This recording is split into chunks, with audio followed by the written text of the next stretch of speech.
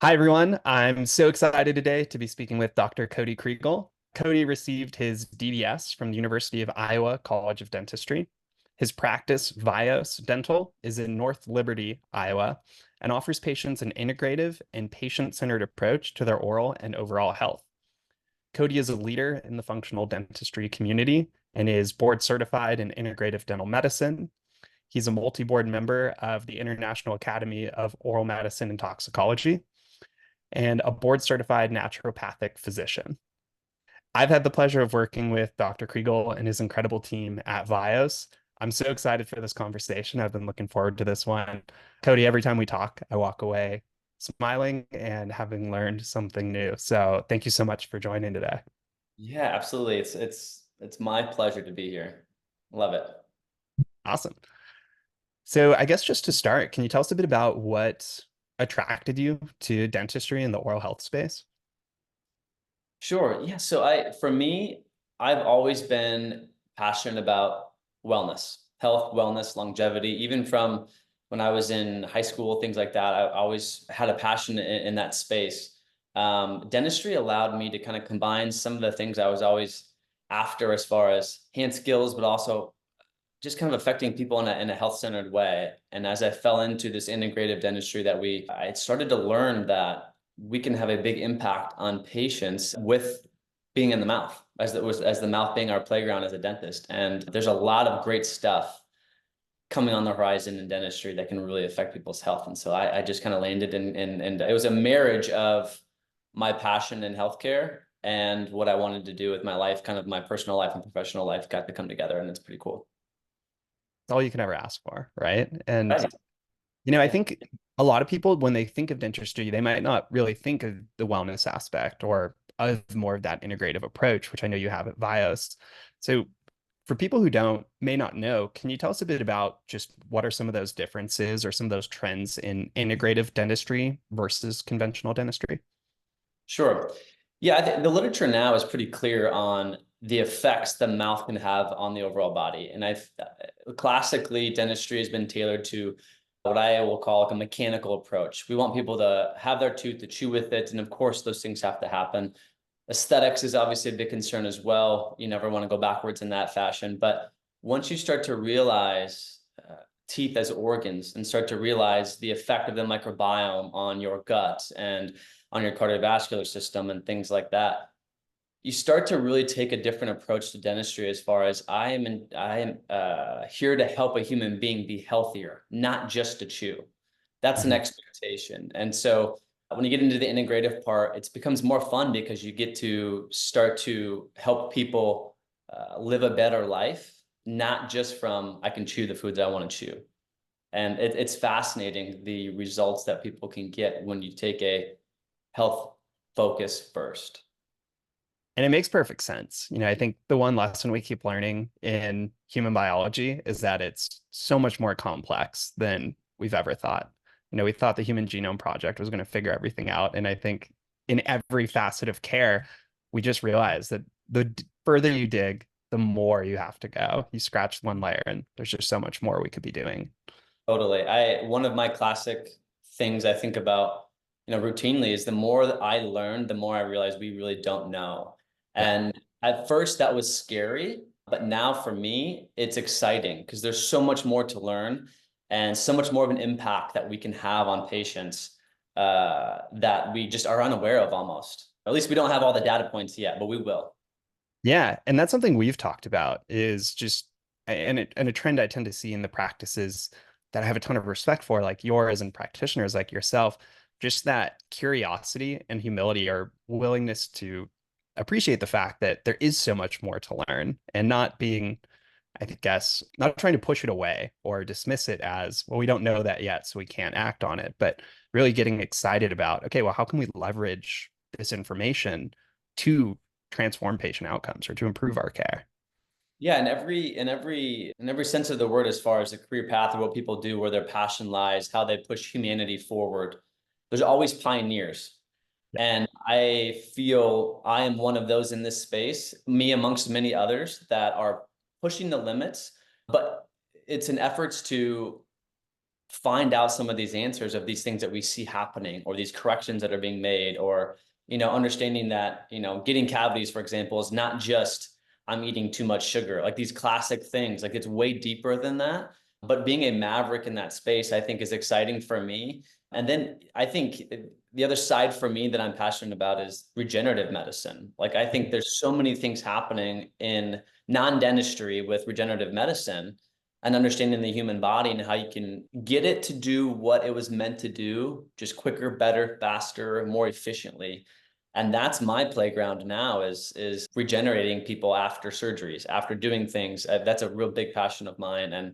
And of course, as you know, with Bristle, understanding the foundation for some of these things is crucial. We can fill people's teeth all day and continue to clean people's teeth all day, but if we can't help the foundation everything's built on, then we're hanging curtains on a house that is going to fall apart, Yeah. So Yeah, and you mentioned being a pioneer in the space and really being a maverick. And that's one of the things I've always really appreciated about our conversations is one, that you have the willingness to do it, you and so many other leaders in the space, but doing it the right way too. I think there's often a tendency that I've learned in the dental space. Sometimes people can kind of be combative at, well, you do this or you claim to be this type of dentist, so I'm not going to talk to you. And it just seems so impractical. And, I really get excited speaking with people like you who aren't concerned about the camp. And it's really just what is going to lead to the best patient outcomes overall. yeah, it's always about a patient, always. And most people, even that disagree with some of the methods and the approaches that we take, mostly it's still out of good concern. Like they're trying Right. to do what's best that they, in their mind, for the patient. And I understand that. And dentistry is a wide open field right now. I think I even saw something recently talking about, you talk to 10 dentists, you'll get 11 ways to do something. And it's so true, because I mean, a lot of times there are different ways, but there are some solid foundations on some of these concepts and ideas, such as the microbiome. I know there's so much more to learn, but there's such a solid foundation in literature now on the microbiome. And thankfully, the gut is where a lot of this stuff started, right? And then, Yep. and then now the mouth can catch up because a lot of the groundwork's been laid with the gut. But I really think moving forward with an oral microbiome as a foundational approach, like we can help so many people more efficiently and better with less, I think. So you guys are doing so much at Bristle as far as comprehensively that no one else is doing. You are doing, in my opinion, it's by far the best way to test the microbiome on the market, the most comprehensive bar none. So you have the test that does what many other tests, you're the only test that can do it, I think, right now, for sure. Well, thank you. That was all the goal when starting Bristle was just that same acknowledgement that we have barely scratched the surface on how much information lies in the oral microbiome. But like you said, that there's already this foundation, and we're standing on the shoulders of giants across the microbiome space, but that there is so much actionable information today, which I don't think most people realize, with the acknowledgement that it's exciting because we're just going to keep learning more and keep digging in. And we could talk microbiome all day, but one of the things I think people are really interested in hearing is everything you're talking about with regenerative medicine and how you integrated this into your care. I think that's super exciting to a lot of practitioners who may want to start doing that. What does that look like in practice at Vios? Like, how would a patient visit to Vios maybe differ from what they might expect from a conventional dental visit? Sure. So one of the main ways is, again, dentistry can be done in a lot of different ways. My passion being in longevity, regenerative stuff, I get to, again, I used it before, but I get to marry or fuse that into the way that we treat patients. And I think it's one of the mainstays of what we're doing is you start to peel back the layers of a patient, whether it's physical health, and physiologically, anatomically, but also emotionally. There's a big component there that a lot of people, especially coming into a dental office, that no one, if I had a dime for every time somebody said, I hate coming in here, right? And we want to change that mentality for people. So there's a lot of differences there, but as we get into treatment modalities, I'm a big fan of photobiomodulation, or low level laser therapy is big. We use that whether it's applying lasers in different wavelengths to affect a cell in different manner. For example, certain wavelengths will upregulate mitochondrial function and oxygen uptake, things like that. I'm also a big fan of something that we're using called an endo laser, which is we can apply a laser into somebody's arm, into an IV. Hmm. We can systemically affect the way that they're starting to heal from an oral surgery or something like that. I know you guys at Bristle know the power of ozone. That's so powerful to be able to use both locally, mostly locally in surgeries and things like that. And then a lot of pre and post supplementation, dietary stuff. We want people to be primed before they go into a surgery, and we want to know when we're going into a surgery that their body's ready.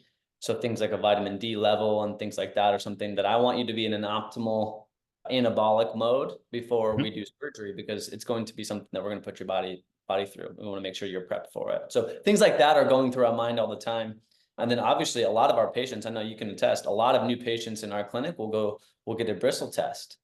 We want to know, what is our enemy? What are we up against? What's your gut like? What's happening with those things before we jump in on treatment? And so again, a lot of people start with the Bristle as a foundation for us.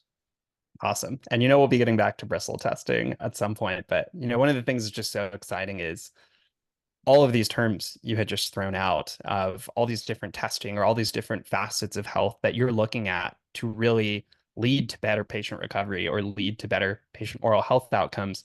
Most people probably haven't heard of or from their dentist, or really, generally aren't thinking about all of those different areas of how they could be improving their oral health or improving their recovery, which has always been surprising to me because it really is just another area where we need to break down these silos of thinking, in that the better you're primed overall health wise, your immune system's better primed, which reduces your risk of oral disease. You're more likely to actually aid in the recovery of these procedures, which you're doing. So that's just super exciting to One hear. thing, and some of the stuff we watch as we go, and I think, like, for example, if we can get somebody's nutrition improved prior to surgery, during surgery, we're usually taking out platelets and growth factors and using those things in their mouth to get them to heal and regenerate. So we know that your blood will be more loaded before we take it and utilize your growth factors to heal you. So there's like a step process here. And then what we found too is that my challenge now is layering these modalities. Right. We know if I put in growth factors and you're going to heal better, but then if I can put in growth factors and then hit it with a light that tells it to move quicker and faster, it's the timing of things that is what my study's in now, of how do we do these things to the best benefit in the shortest amount of time for a patient. And again, it's exciting. It's also unknown. And so it keeps me awake at night, some nights for sure. And I think that's, part of the catch 22 of practicing on the bleeding edge, or really, trying to use some of these modalities as obviously there's established research and as there's established credibility behind them, not just throwing anything that is Yeah, a totally. Yeah, the yeah. last thing I want to do is throw something out on somebody that has no backing or literature. Of course, we have to stick in research first and foremost, but we need to, kind of like you said, on the bleeding edge, we need to think past dentistry. Yeah. Like, of course, our playground is the mouth. We work in the mouth, but if we can get people to heal better by doing other modalities that I know affect your immune system, well, of course, your immune system is working in your mouth as well. So we get so fixated with whether it's aesthetics or making sure people can chew and function, but we're forgetting that we're treating a human being, below those things. And that, nature is beauty to me. So the more natural, the more beauty comes through anyway. And so, but you have to think beyond teeth a little bit. And that's a sticking point, I think, for dentistry sometimes, but we're on the cusp of a deep dive, I think. I agree. And just that point you had mentioned is one of my favorite things when we first hear patients reacting to their bristle results and seeing, when we're giving diet recommendations or when we're giving different recommendations, people might think, we're just going to touch on toothpaste or we're just going to touch on this thing. But, really understanding how improving your nutrition plays an integral role, not just in preventing tooth decay, which I think is generally where that conversation or that understanding stops for a lot of folks, but that the more you're doing to bolster your immune system, the more you're doing to really improve this system of your health. Oh, for sure. And I think that's again where we're on that cusp. And I think patient consumer pressure will help, I think, because people want to know, what else can I do other than stop drinking pop, or Yep. soda? I'm in Iowa, so we call it pop. But you know, it's deeper than that. Of course, we know that that can lead to things. But what is your oral pH, right? Where's your gut at? If your gut's not working appropriately, well, we know darn well your mouth's not going to work appropriately. And so it's much deeper layered than that. And again, it gets a little bit more into the weeds and complex. But I think patients want to know. I don't want just the next toothpaste I can use. I want to know deeper, and I want to. Yes, it gets complex, but how can you boil down the complex into simplicity, which is our job? People know it's deeper. Like the days of like just brush twice a day and floss and you should have no cavities, right? And no gum disease. Those days are gone. We've proven that that's not the full story. And people know that. And intuitively. Yeah, and it's one of those things where the first time, once you think about it for more than, the 2 minutes a day, I think a lot of people allocate to oral health. Yeah. It's one of those ideas that once you hear it, it's like, well, of course. And Yes. It's a light bulb moment. Yeah. Of course. Of course. yeah, Yeah. and patients are just so much more educated. Patients are willingly sitting down and listening to 3, 4 hour deep dive podcasts on health and optimization and longevity. So yeah, it's a very different world, I think, and a rapidly changing one. And you mentioned this focus on whole patient health, and I think a lot of practices we talk to want to try to move into being more oral systemic oriented or do a better job of educating their patients on the oral systemic connection. How do you approach that in your practice in terms of educating patients on those connections? Sure. Yeah, it can be difficult. I get the privilege of a lot of our patients that come into our practice now. And again, this hasn't been the way it's always been, but I get the privilege now of most patients come in and they're really educated. Like they're smart. And not only they might have some questions and concerns and they don't understand, of course, some things that we need to help bridge the gap. But by and large, people, the internet can be a blessing or a curse. And I think most of all, it's a blessing. There's a lot of information out there and people are coming in more and more educated. I'm a big fan of visuals. So visuals are big to me. I like to show people literature sometimes too, if they're struggling with a certain thing. But I think visuals are the biggest thing. And just honestly, taking the time to speak to a human being. Mm. Dentistry, I think personally, horrific at trying to slam too many people in, not treating a human being like a human being. Healthcare maybe in general has gotten this way. And I get it, there's a lot of reasons as to why, but a lot of people need help. But sitting down and having a conversation with your patient and getting to know them is the biggest thing. There's so much trust in what we do. I mean, you think about it, when you go in to a dental office, you kind of take a 10,000-foot view. It's really weird, like all of a Mhm. sudden you meet somebody for 2 minutes, they lean you back and they put their hands in your mouth and they're within a foot of you, Yeah. right? And so it's really it's a weird interaction, and it needs to be built on you're a human being, I'm a human being trying to help you. What are you going through? What have you experienced? How can we help with these things? I think that's the biggest thing.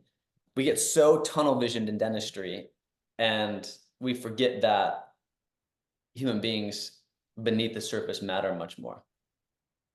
And that shines through, that ethos shines through every time we speak. And I know in how you organize the practice and what you created with Vios is it all comes back to the patient. And that's something we realized really early on at Bristle. Because as you know, we're not practitioners. We came from the patient side. And I think one of the things we really realized is if you are missing that patient connection, if we were missing that with our report, if you're missing that in your patient education or what you're telling them or anywhere we're missing that connection, it doesn't work because the patient needs to be fully bought in. And as we've covered, patients are smart and really just want to be the arbiters of their health and understand from their trusted partner, what is going on? How are we addressing my concerns? And I'm sure that just goes so far with your Well, I patients. think it's interesting because a lot of our patients come in and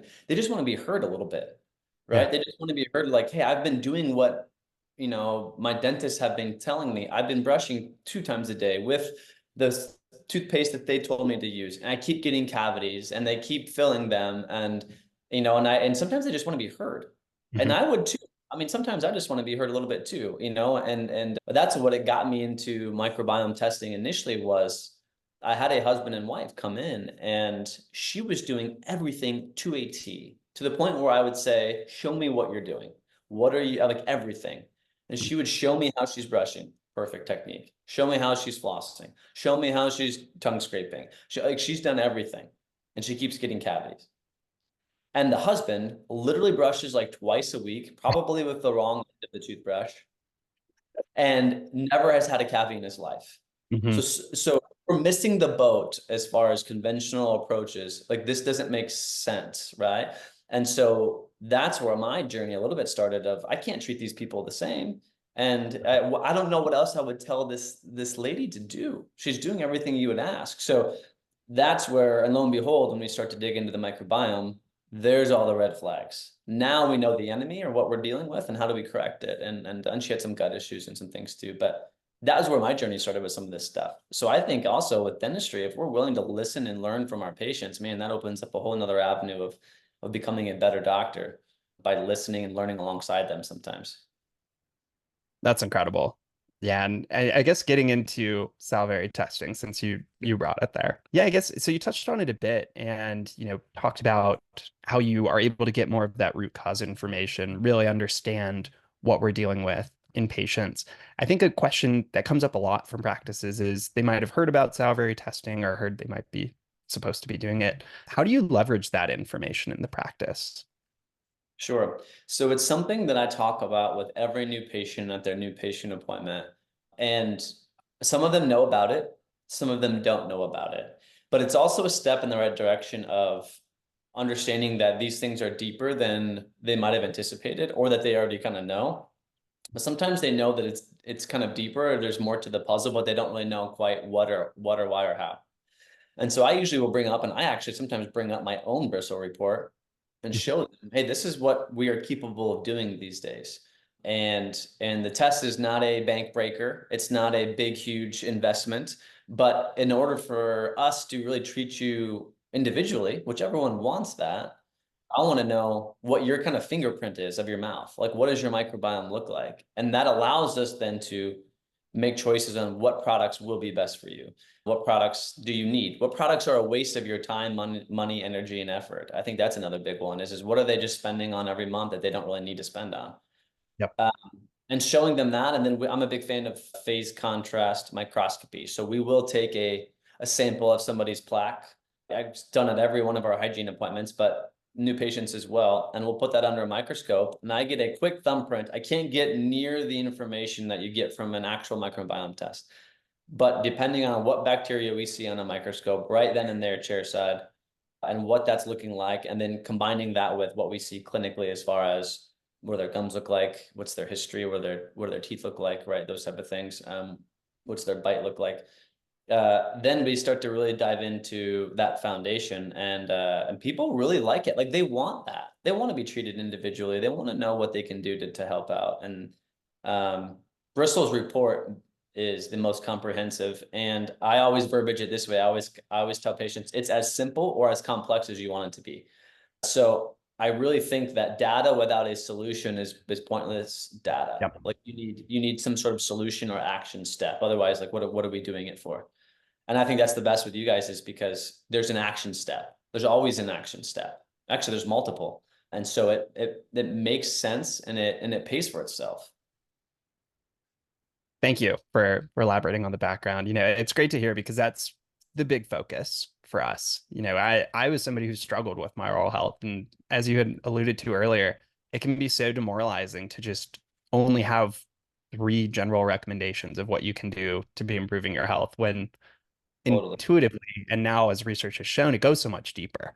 So that's always something we're trying to keep top of mind is what are those other recommendations we could be making, whether it's dietary, probiotics, supplements, anything like that, or different in-office approaches like ozone or some of these other treatments that really give patients options in a way to make an effective change in their oral health.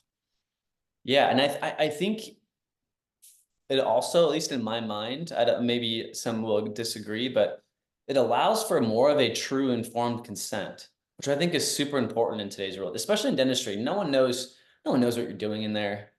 Yeah. Like it's tough. We have our own language. I swear we invent our own language. in dentistry so that we can talk about a patient over a patient and they don't have any idea what we're saying. And it makes us sound smart and cool and like we know what we're doing. It makes us sound smarter than we are maybe.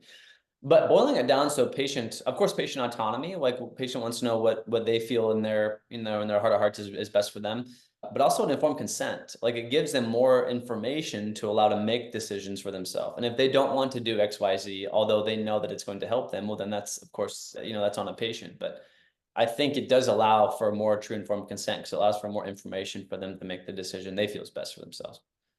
And it's such a good point. And something we hear from practices is, that there seems to be this epiphany moment when, because sitting in the chair, I don't know what a 6 millimeter pocket depth means relative to a 3 millimeter pocket depth. 3 millimeters doesn't sound all that bad to me in Yeah, terms of a delta, very but far. you know, Yeah.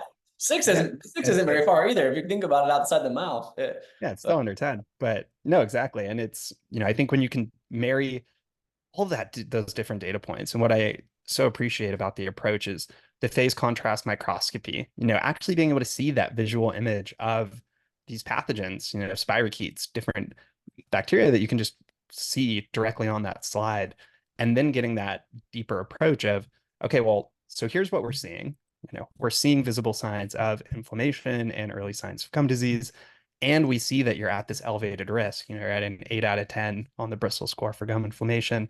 I think it just helps marry the whole picture together and get that breakthrough moment for the patient, which, as you mentioned, is so important, not just for their time in the practice, in adopting treatments or deciding not to do treatments, but the home care compliance piece, which we know can be so difficult to actually get patients to.